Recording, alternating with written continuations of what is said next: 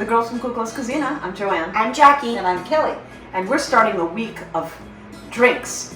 We just Cocktails. we just thought that maybe this would be a lot of fun now. We can do some cocktails. We do some classics and we twisted them, we turned them on their Sure head did to make them twist Greek them. style. Especially after all this quarantining. Yes. Yeah, we need some twisting. We do. So we're going to start with some ice in a shaker. And then we're going to add first our vermouth. This is going to be our This is an Ouzo Martini. Ouzo Martini. So we're starting with some vermouth. And we're going to add our Ouzo. And Ouzo has this natural quality. When it hits the ice, it gets cloudy, so it's going to be really cool when we pour it out. And we just want a splash of mastic liqueur. There we go. And we're going to take this and maybe shake it up.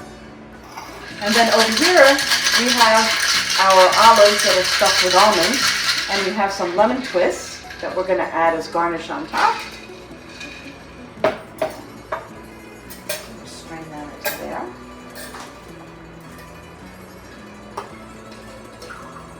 And you see the cloudiness that comes from the Ouzo. Ouzo has a classic reaction when it hits water or ice.